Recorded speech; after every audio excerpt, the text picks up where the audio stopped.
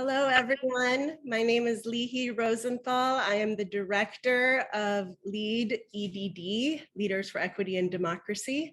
I am joined here today by many colleagues, including one especially important guest, Jabari. Hi, I'm Jabari Mahiri. I'm the faculty director for the leadership programs at Berkeley School of Education. Welcome, everyone. Wonderful. We are delighted that you are here today to learn more about LEAD EDD. We have a number of people here to share their experiences with you and quite a full calendar. So we are going to get started right away. As soon as I can get my screen to switch. I'd love to introduce another special guest, Soraya Sablo-Sutton. Good evening, folks. Thank you so much for taking time out to spend with us. I'm Soraya Sablo-Sutton. I'm the director of the Principal Leadership Institute, and I have the absolute privilege of working with the first cohort of the Leaders for Equity and Democracy, and I can't wait to meet any of you who choose to apply and are accepted to the program. We start all of our engagements with a land acknowledgement. And so I'm going to take a moment to read UC Berkeley's land acknowledgement. We take a moment to recognize that UC Berkeley sits on the territory of Huchun, the ancestral and unceded land of the Chochenyo-speaking Ohlone people, the successors and sovereign Verona Band of Alameda County. This land was and continues to be of great importance to the Muwekma Ohlone tribe and other familial descendants of the Verona Band. We recognize that every member of the Berkeley community has and continues to benefit from the use and occupation of this land since the institution's founding in 1868. Consistent with our values of community, inclusion, and diversity, we have a responsibility to acknowledge and make visible the university's relationship to Native peoples.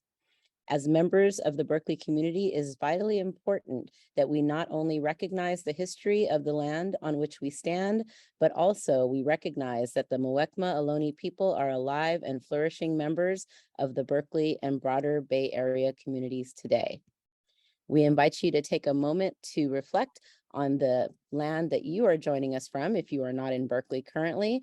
And we're so happy that you're able to be here with us this evening. At this time, I'm going to pass the virtual mic over to our faculty director, Jabari Mahiri. Lihi mentioned that he is a very, very special guest, and it's true.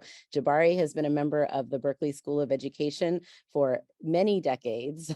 He really embodies everything that we believe about equity, diversity, and just really being a forward-thinking innovator in the field of education. He is a huge supporter of the leadership programs and the work that we do here. So it's my honor to introduce you to and ask him to give you a welcome. This is Dr. Jabari Mahiri. Thank you, Dr. Sutton. I appreciate that introduction. We do want to welcome you all for taking time from a very busy schedule. Why do I say that? If you're going to be interested in this program that we have at UC Berkeley, you already have a really busy schedule because you're already an accomplished leader. And of course, that developed further, and we're here to say that our EDD program, even though it's a second cohort, is honed very specifically to give you some of the perspectives and skills you will need to continue to develop your career as an educator, as an equity educator, as someone who's going to make change in education throughout the state of California and have models for change throughout the country and throughout the world. I would like to say that if I had had the opportunity before getting my PhD, 30 years ago, I would love to have had an opportunity to be in this exact program that we designed for you.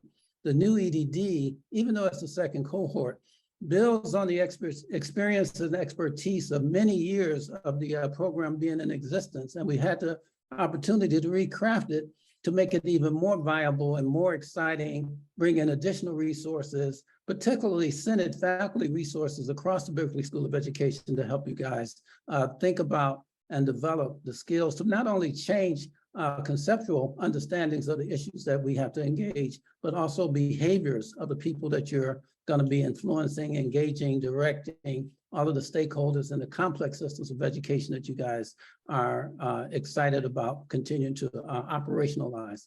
So with that, I'll just say that we have a group of people associated here to give you all of the information that you need. We have graduate students, we have some of our August instructors, and we are excited to have you here, and we say welcome, welcome. Thank you so much, Dr. Mahiri. We are very lucky to have you as a champion, an advisor, and a faculty member in the LEAD program. We want to introduce you to some logistics for this webinar. We want to make sure that we can get to as many questions as possible, and you can help us with that. Joining me in assisting you with that are one of our core instructors and a huge collaborator, Dr. Jessica Evans. Jessica?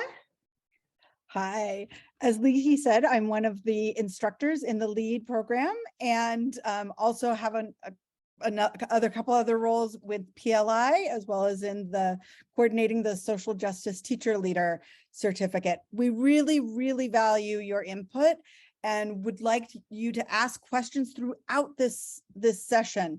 Myself and some of the other current LEAD students will be responding to that, as well as we'll be sort of culling some of those big questions together to ask at the end. So we really encourage you to ask questions throughout this presentation.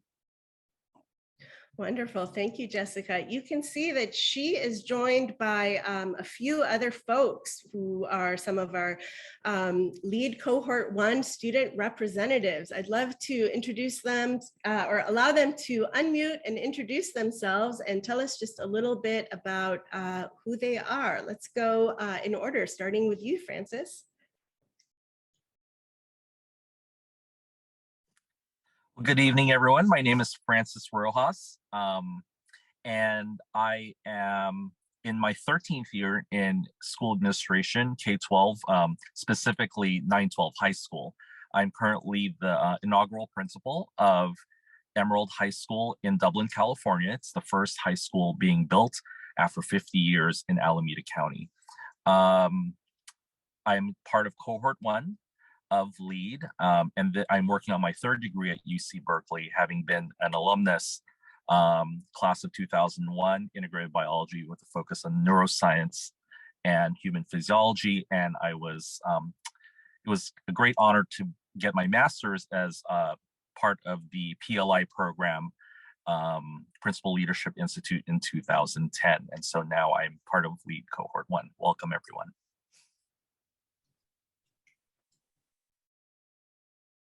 All right, next up is Nevis. Good afternoon or good evening, and welcome, folks. My name is Nevis Wetzel de Cediel, and I am a co-director in the Berkeley Teacher Ed program and a lecturer in PLI. So I'm literally at home. I've put myself in the mode of being a student alongside folks that have been my colleagues, and so to be educated by them is a really unique experience. Because it's shown me and also definitely highlighted that playing multiple roles simultaneously is worthy work, and that I'm humbled by being able to work side by side with folks that have been my colleagues and also advising me as I move forward in deepening my praxis, which they're witnessing on the daily. So again, welcome and looking forward to seeing you all, I hope. Thank you, Mycie.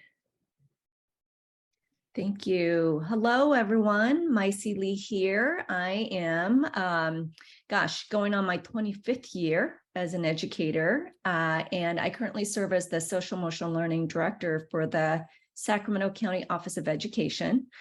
I never thought that I would do this to myself at this age and this time of my career, but here I am. But it's good stuff. And so just really excited to be here to share some of our experience with you, and welcome to the beginning of hopefully a cohort experience. Wonderful. And last but certainly not least, Femi. Yeah, good evening, everybody. My name is Femi Ogundele. I'm the Associate Vice Chancellor of Enrollment and Dean of Undergraduate Admissions here at UC Berkeley.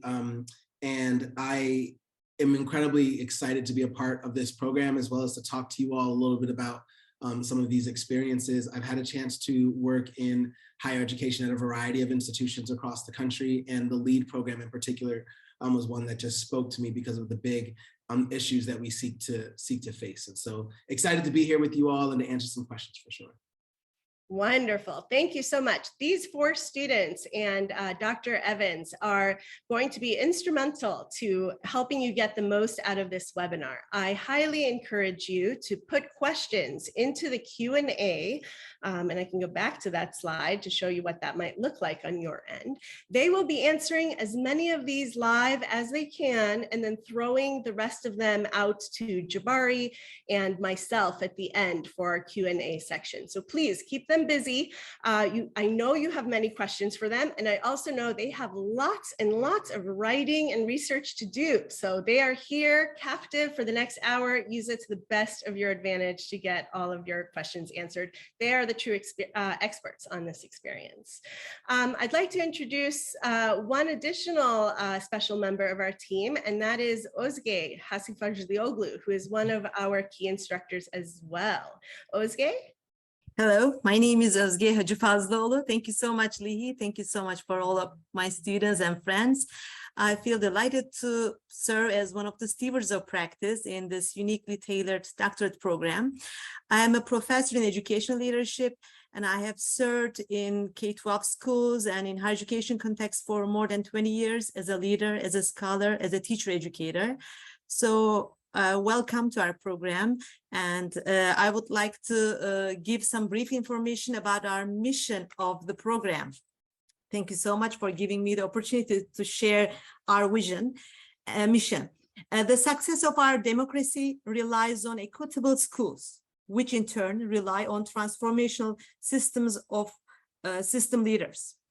Berkeley's educational doctorate, Leaders for Equity and Democracy, engages passionate, equity-conscious, practicing leaders with the theories, research design principles, operational capacities, and networks they need to effect large-scale change in education. At the end of the 3-year program, transdisciplinary program, graduates earn their EDD and leave exceptionally prepared to design liberatory educational systems. These leaders are committed to and capable of realizing our potential as a nation, an inclusive America focused on uplifting the brilliance of its vibrant and diverse communities. Hope we will have a wonderful session and look forward to receiving your questions. Great. We wanted to offer, we wanted to offer a student testimonial on how this mission applies to some of our students' admissions decisions. Yes, thank you. And so as I mentioned kind of in my introduction, I've had an opportunity to travel really across the country. And a lot of my professional background actually took place on the East Coast before I moved out to California. In that time frame, I absolutely looked at a variety of doctoral programs, and I saw one of the questions in the Q&A already was the difference between this and a PhD. There's really two or three reasons why I decided to apply and participate in this program. The first is recognizing that a lot of the EDD programs across the country were specializing in like organizational culture or organizational leadership. And that is not something that I was interested in, because I think that when I think about the issues around education, they're more than just a single entity or a single organization. And one of the things that I really liked about LEAD was that it asks us to go further in investigating education as a system and as a structure across our country. And that was something that really excited me about it.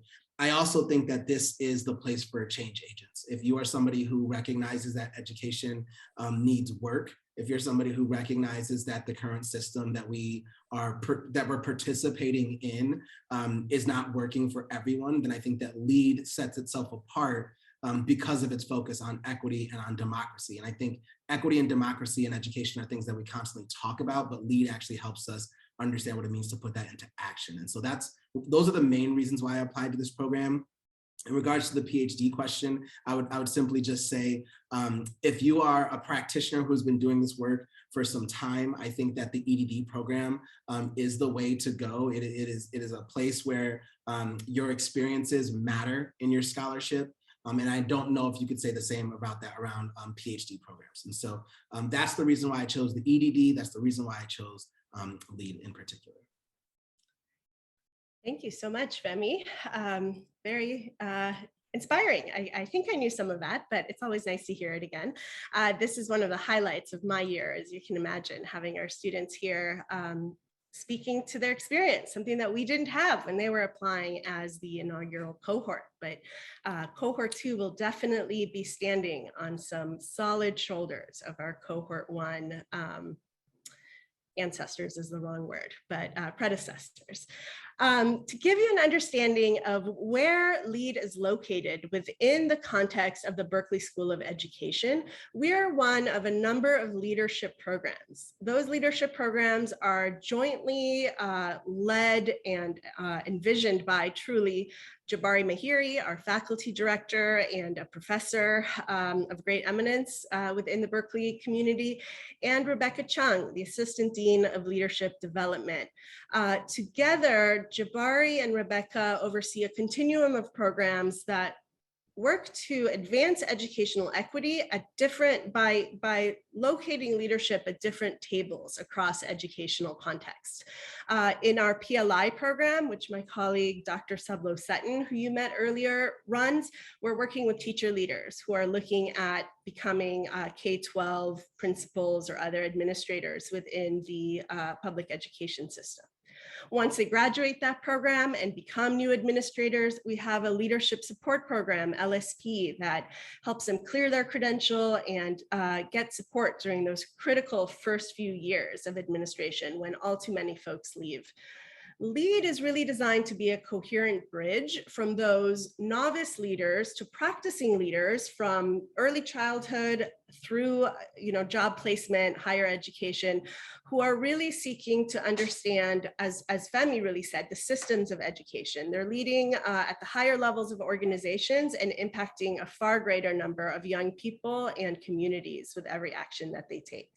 All of these programs are supplemented by a variety of professional learning programs, coaching opportunities, and grant funding initiatives.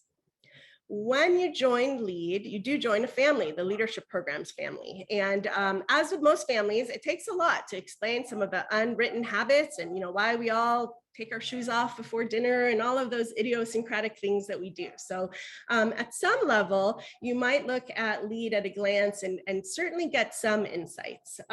It is a rigorous 3-year program. Yes, it is for working professionals, but it is for very hardworking, very tired, somewhat overcommitted working professionals who are seeking to earn an EDD in 3 years' time at the top public university in the world. And so it is a rigorous program.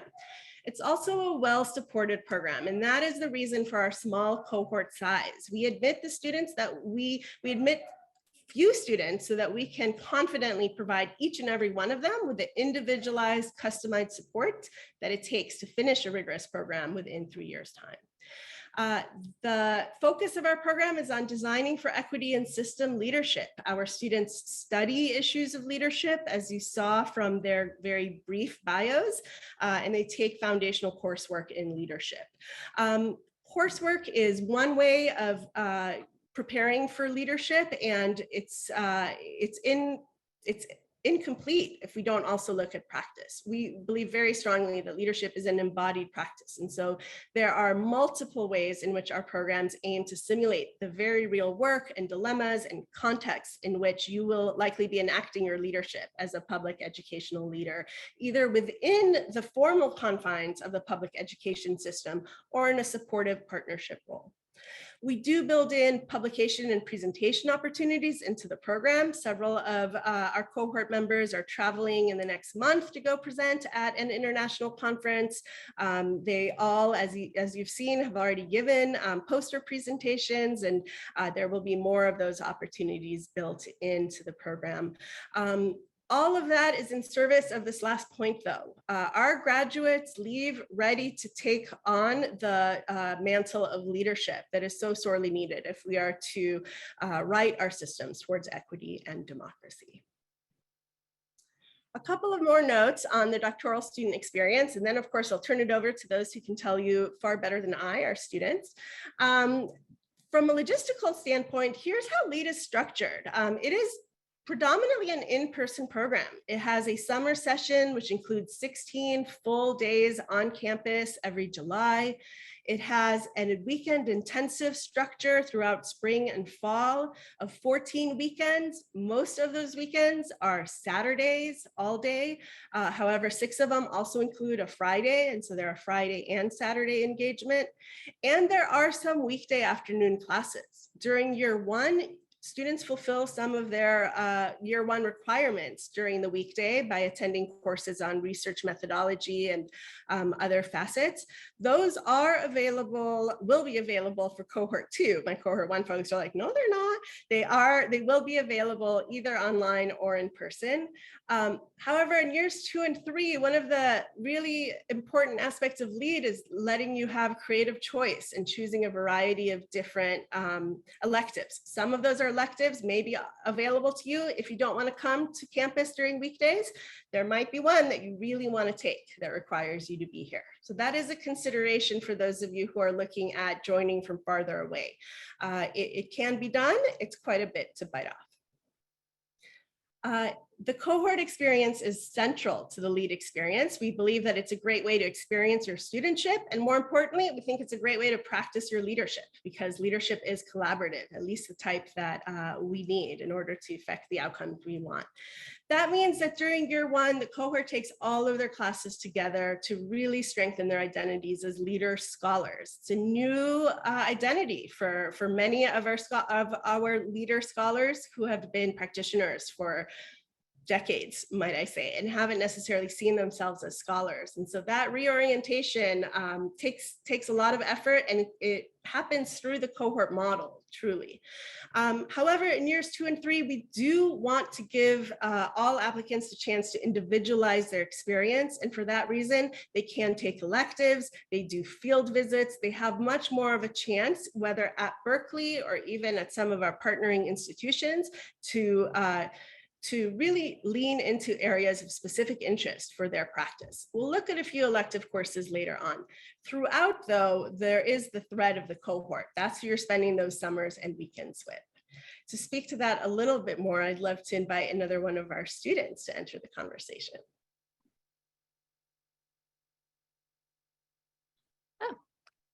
Okay, well, hello. Yes, I'm here to talk about the cohort experience. So I would say that your cohort experience starts tonight, right? You are immersed in the beloved community tonight, and certainly through your interviews or series of interviews, should you elect to submit your application, and then certainly as you engage in those pre-orientation meetings, and certainly on that very, very first day, you are invited into that beloved circle to deepen, to connect, to build that sense of family and connection, because these 10 to 12 folks will be essential to you navigating this beautiful journey of doctoral education. And so I would say, in addition to that cohort, you also have opportunities to connect with individuals in smaller groups. And we have had experience with what we call home groups.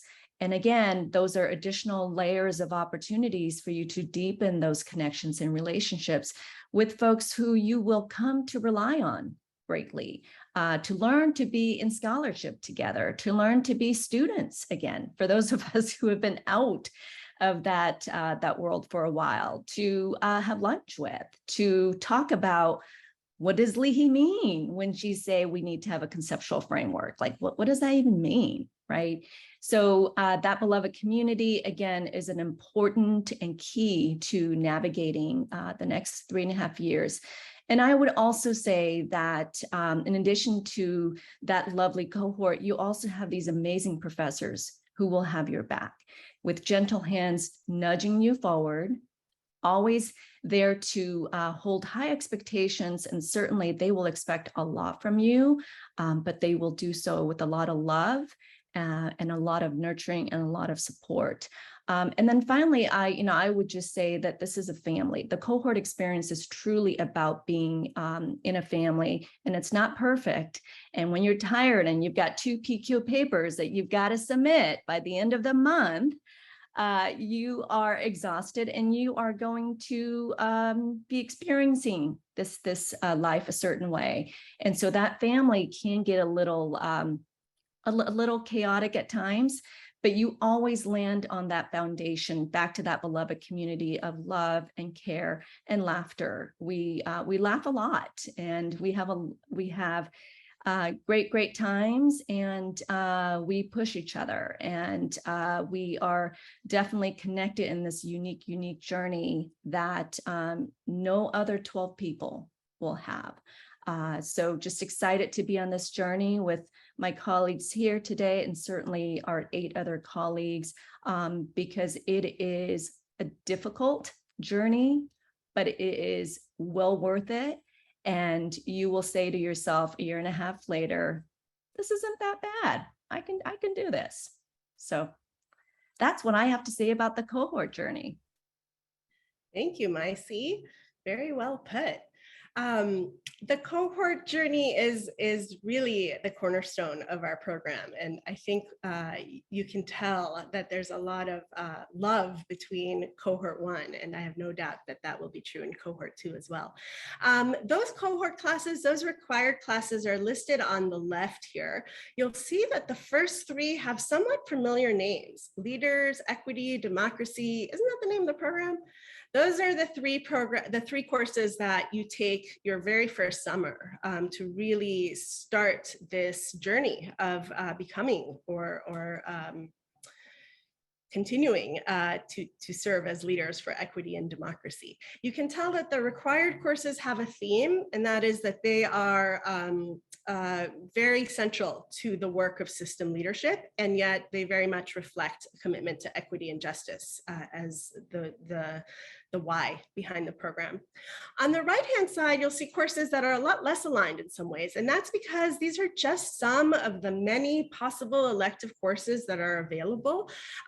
You are, as a Berkeley student, going to have the privileged position of having access to a variety of courses, not just at the Berkeley School of Education, which is a leading school of education nationally, but across the Berkeley campus in different departments or schools, including the Goldman School for Public Policy or the Haas School for Business. You also have the option to take courses in different partnering organizations. For instance, we know that one of our partnering organizations, Mills College, has a lot of course work that is specific to community college leadership. If that were an interest of someone, that might be where a student would arrange to take some of their classes. A second opportunity for real customization is in the field visit program. The field visit program is another attempt to make sure that learning is not just happening in a vacuum, but it's very connected to what's actually happening in the field. During year 2, after completing some of those foundational studies in year 1, each lead student embarks on 2 field visits. The first one takes place within the confines of a formal pre-K through 20, so early childhood through doctoral system. And that is really meant to give you a very intimate look at how, at the belly of the beast, at how this job of being public servants in education works and what goes into those roles. The other focuses much more on an area of educational innovation, maybe something that's outside of the traditional confines, maybe something that you don't have regular access to as a very busy full-time working professional among your many other social identities.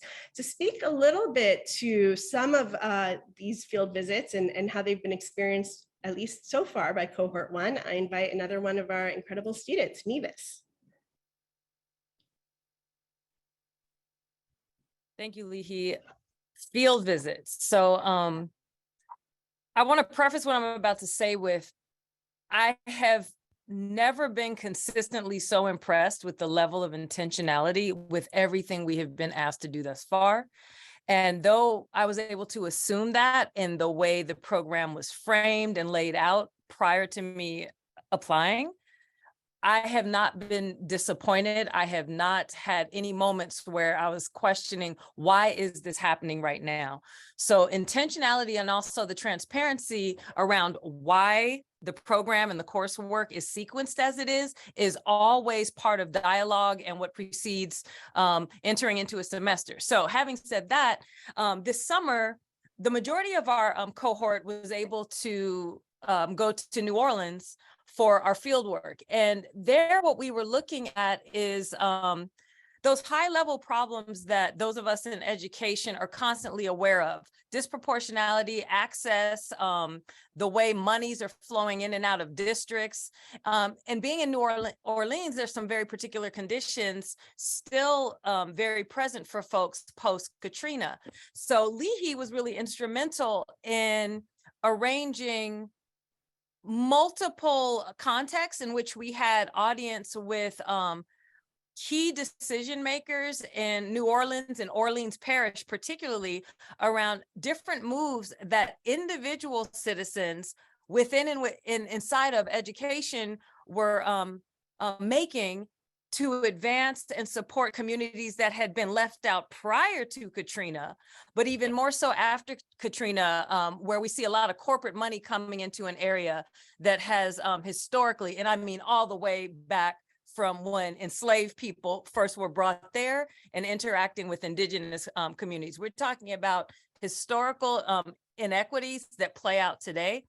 And Leahy put us in front of, for example, the first Black woman, the first woman superintendent of New Orleans Parish. And we got to sit at dinner with a number of other folks that stepped up days after Katrina made landfall.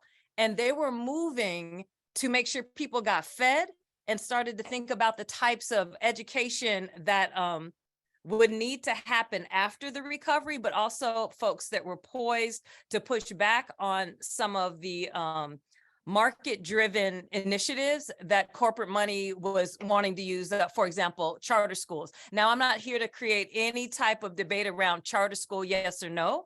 All of that is complex, but to be able to be in a field, at a field visit where we're not sitting listening or reading about, but rather we're engaged, we're feet on the street, we're meeting folks, people are investing their time in us, because I think what's been conveyed about our program, even though it doesn't even have a reputation yet, it's barely 2 years old, that they would be interfacing also with us, folks that take our work very seriously, and that is demonstrated by action, not just words. So to also be able to interface with folks in their context of New Orleans, coming from our context, Bay Area, California, as much as we have in common, there are issues and battles that are unique to place. And that was the other piece about getting us somewhere that has history, that no matter what we say about where we are now, we are still living and breathing through the trials of our forebearers,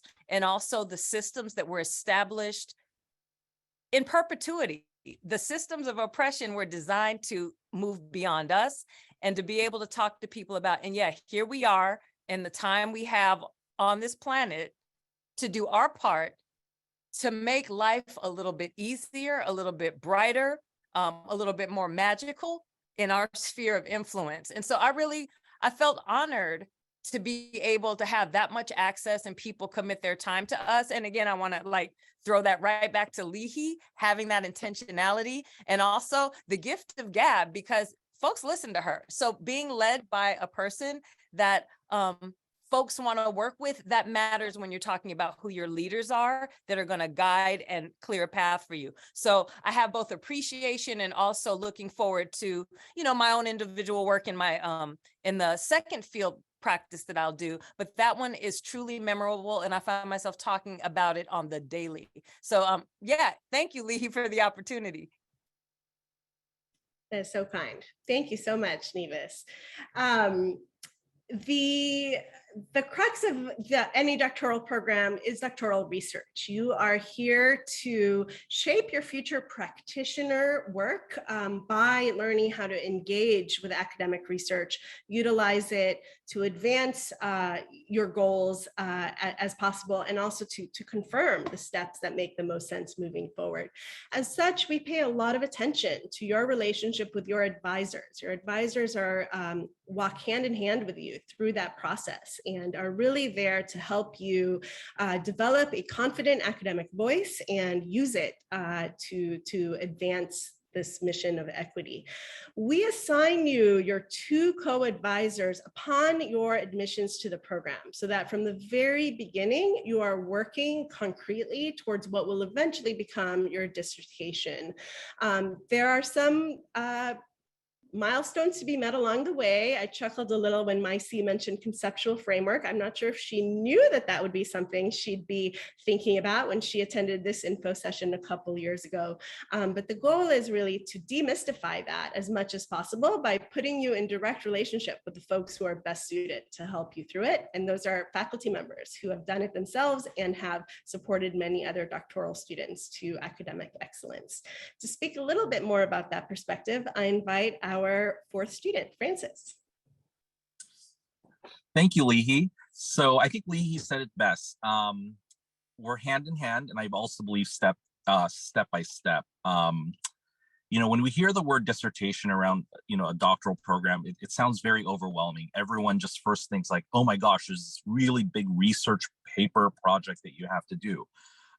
Having gone through LEAD, this is halfway through. It is scaffolded very well to the point where the milestones that Leahy had mentioned, those milestones actually build up the entire dissertation. So halfway through, we are already at a point where we have pretty much built up most of our chapter 1 and 2 out of 5, I believe. And so that sense of overwhelm or this really big project at the end is broken up, scaffolded, supported by, we have a class that we take called Group Seminar. It's our cohort. In year 1, it was with Dr. Jessica Evans, really explaining to us what are those steps that we need to take individually to reach those milestone goals. And then we have our cohort to turn to each other for peer reviews. Another great thing about the Berkeley School of Education is just the wide breadth and diversity of the professors and lecturers.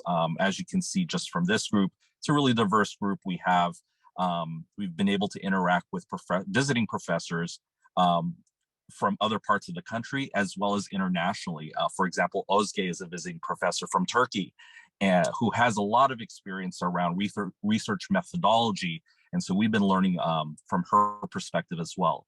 So this research development process is very intentional. It's very scaffolded, again, hand in hand, step by step, with constant feedback. And the feedback is so valuable. The feedback comes from our professors, our advisors, and our peers to really, I think, deepen our understanding and strengthen our arguments that we're trying to make as we create this intersection between theory and practice. And that's what I really believe is the strength of this program, is this research development process. I feel like my passion around school leadership, as well as my specific topic around extracurricular activities and how those activities actually perpetuate systemic racism in our high schools, has been really fed by this process. And I feel my lifelong learning is turning out something that I'm very proud of. Thank you.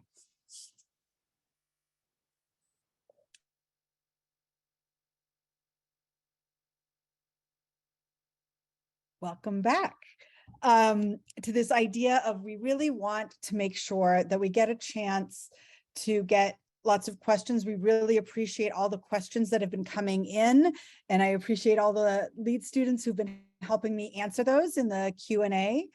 But at this point in our time together, we would like you just to take a moment before we shift to the actual admissions process and all the different steps that it takes, is in the chat, just take a moment to pause and think about all of what you've heard so far this evening, and think about what's most exciting to you about the information that we've just shared. So we're just going to ask you to just take a minute and think about what's exciting to you.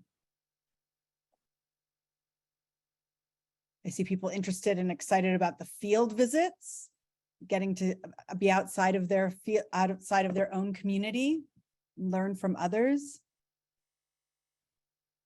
being able to work in the field, the connection, and there's a really strong connection both to the field and within the cohort. The cohort model is definitely coming up a lot here, and that is truly one of those things that those of us who've taught in the program, I just met with somebody else who had taught last year, and we're like, we miss them. So there's a really strong connection between both the cohort and the instructors in the program and the cohort. Lots of people excited about focusing on equity and social justice, the focus on systemic change. Oh, this is wonderful. It's so exciting to see all these different comments. The chance to learn with a cohort, I cannot emphasize enough how important that is, and truly how they become lifelong relationships. Thank you for populating those, and please keep them coming. We'd love to see them. And it helps us know what you want to hear more about as you're making this important decision about your future. We're going to spend really just a few minutes on the application process because there's a lot of information on our website, and we are running right up against that 6:30 p.m. end time here. But a key thing for you to know is that the LEAD application has 2 required parts and an additional 3rd optional submission. The first required part is required of all students who are applying to be graduate students at Berkeley, and that is on that left-hand column. Your transcripts, your 2 essays, a statement of purpose and a personal history statement, your letters of rec, and if you studied internationally in a language other than English, then your TOEFL or IELTS. You hopefully will join me in being excited that the GRE is no longer required for admission into the program. All of those are requirements that you fill through the university admissions website. That website will also take you to the LEAD specific requirements, of which there are 3. We want to see your resume because this is a program for practicing leadership, and we want to see some of the ways in which you've enacted your leadership, whether through a formal role or just in various positions that you've had, because leadership is everywhere and requires all of us. We do ask you to fulfill to provide a signed employer sponsorship form, which I'll speak to in a moment. And there are some supplemental questions. You are also able to submit additional evidence of academic promise. We make no recommendations to applicants one way or another on whether they wish to submit those. Know that they will not be used as one of the formal rubric elements of your admissions application. If you're wondering where to start, because that's a lot, here are a few great websites for you. And I'll also invite, we're running a little bit low on time, students, but feel free to put in the chat any pro tips for recommendations that you have. And if 1 or 2 of you wants to give a quick live one, go ahead and unmute. I think we have time for 1 or 2. I'll give a quick pro tip. Again, Femi Ogundelli, I'll give a quick pro tip on applying to the LEAD program. I think really taking your time on those 2 big essays, I think are critically important for you to think about what your leadership is and what you want it to be. And again, as a program in which we are really trying to figure out ways to create liberating practices in education, that means you have to see the oppression to figure out what liberation looks like. So call that out, speak to that, and share your big ideas and your big dreams on what change could possibly look like. I'll just briefly echo what Femi just said. And I think part of what I would have folks really think deeply about and reflect on before you put anything in writing is what does this mean for you? What does leading for equity and democracy mean for you? So being very clear about that why is also really important. Mhm. Thank you. Totally co-sign on both of those. Let's take a look at this admission timeline. This would be a good, we did share the PDF earlier, and we'll get it back in the chat again, the PDF of these slides, but this would be a good one to maybe pencil into your calendar a little bit. There's a very tight deadline. It is 8:59 p.m. Pacific on December 1st, and it is not negotiable in any way. So we do understand that things come up. It's October 20th. So, I would plan on getting it ready ahead of time, because unfortunately at 9 p.m. Our discretion ends. And as you know, it's a biennial admission program. So then we'll be looking at 2 years from now as the next opportunity to enroll. Equally important for you to know that you'll hear back from us in mid-January about whether we're inviting you to participate in our interviews and begin our advisor matching process. If you are invited to interview, please take note of the interview days. They are the 9th and 10th of February, and they will require you to be here in person in Berkeley, pending any changes in the public health situation. And so please do count on being available on those days to the greatest extent possible. That is a very important part of our admissions protocol. And then another important date, if you are indeed recommended for admissions and you decide to enroll, on the 20th of May, we will have our kickoff new student orientation, your first full day Saturday on the Berkeley campus, and really the start to your journey as a doctoral student, even though your official classes will only begin several weeks later on the 5th of July. A few other things that we want to mention to you. We understand that financing an EDD program is a huge consideration for many of you. And we do understand that though it's a public university, Berkeley is not an inexpensive place to pursue your degree. The tuition is set by the Regents of the University of California, and for California residents, it is currently approximately $31,000, including that summer portion. LEED does have at least 3 summer programs, summer sessions. We do have some protected funding sources available to try to offset some of those costs for our students. And we also are very diligent in making sure that we're connecting our students with other opportunities that they may have. If students are employees of the University of California, they are eligible for a fee reduction program, which we can help them with. If they receive health insurance from their employer, they can waive the cost of health insurance and save thousands of dollars in that way. And there's a variety of additional grants that we work with each individual students to make sure that they're aware of. Non-international students also have the option to apply for federal financial aid, and students are eligible for several in-kind services at Berkeley that can reduce the overall cost of living and make this something that you can add into your lifestyle. Those options include more affordable student and family housing, university childcare services, and there are health benefits available to you as a student. We are also piloting with Cohort 1, now that they're in year 2, some graduate student researcher opportunities for students who have the ability to work about 10 hours a week on a research project that benefits faculty at the university and the research agenda of the Berkeley School of Education, and that helps to significantly offset costs as well. There are also some additional opportunities that we want to make you aware of when financing an EDD. You should certainly consider what else you might be eligible for. If you are a member of a fraternity or sorority, such as CAPN, the Academic Honor Society for Educators, they have a variety of scholarships. So do unions or employers. Berkeley as a university has a variety of grants available for folks who are interested in doing research in specific areas of need and interest to the university. And those are all decisions and conversations that we can make collaboratively with you once you have been admitted and are considering accepting and want to make sure that this is doable for you and your family. Okay, we've saved the best for last.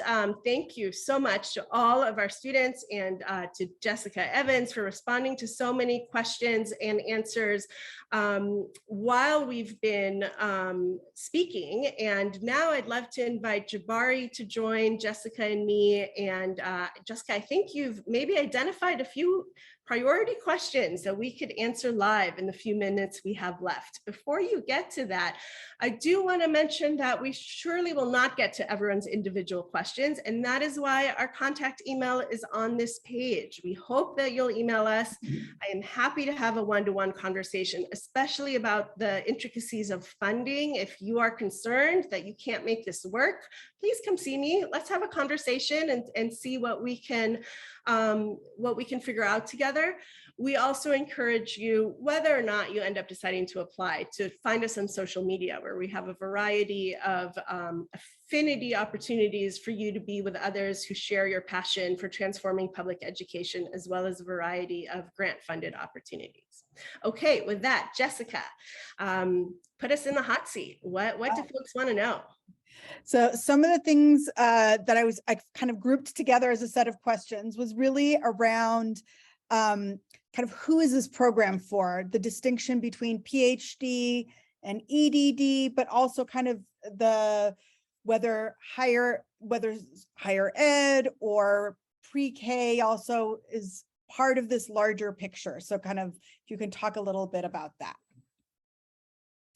Let me jump in initially on that one, because I've guided the work of more than 50 PhD students in my career at UC Berkeley. I've only taught at UC Berkeley, by the way. And the EDD program is definitely a different audience and a different set of participants. You should also know that the average time to completion of a PhD in our Graduate School of Education is 7 years.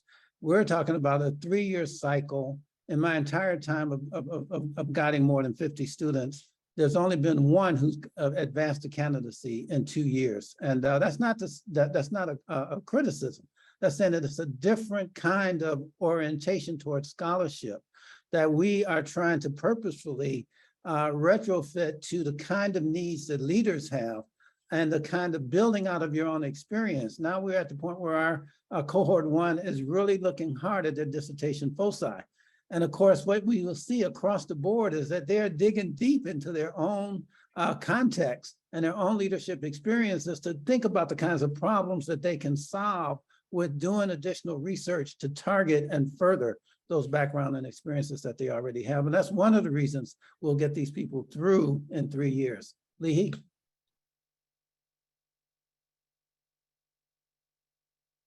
Yes, I couldn't have said it better. I think that, you know, we truly do believe that the students who leave LEAD should leave exceptionally prepared and willing and able to take on these high-level positions that have that are such important levers for change. And so we're looking for folks who already have leadership experience. We're not pigeonholing our definition of that. Leadership, as I said, looks very different. It's enacted in different ways, in different settings, from different seats. But we want to know that you already have an identity as a leader and the potential and the interest to continue leading at the system level. We very much believe that in order for education to fulfill its need, we need to create a full continuum that begins with birth and goes through employment. And so if you're an early childhood educator, a K-12 educator, a higher ed or workforce development person, you know, you have a role to play in the fight of our lifetime for America's youth. And we would love to hear from you. Lehi, can I add one thing to that? Yes.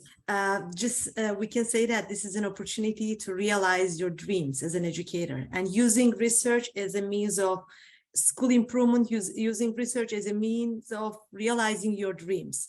So in teaching the courses in our teaching philosophy, research and practice serves as counterparts in which the research informs your practice as an educational leader and practice informs your research. That's the beauty of this program, I guess. in 3 years' time, you have the option to discover new lands and try to improve and make a change in the lives of families and your students and your teachers. We might have time for one more, Jessica, if you have a juicy one. I think I'm sort of putting two together, people who have a research interest or perhaps an interest in working with other graduate schools. They're just kind of wondering, is there an opportunity to explore research interests that are sort of cross-sectional? Again, if I can jump in first, Lihi, I appreciate it because we just had a meeting today that was focused on the research that one of our lead students is doing. If you don't mind me mentioning Macy, she's looking at anti-Asian violence. And the focus of her work was so provocative that a major professor in our school psych program, Chu-Yin Yen, wanted to bring her research on risk and resiliency into conversation with this orientation. A graduate student in school psych wanted to jump on board with this research also. And we had a wonderful conversation intersecting a variety of research traditions that included mixed methods, both qualitative and quantitative, but it was being led by one of the ideas for a focus that was coming out of our lead students. We're the only place in the universe that also has the 21 CSLA, the 21st Century California State School Leaders Academies that are part of the UC Berkeley, and there are tremendous research opportunities in that across the state.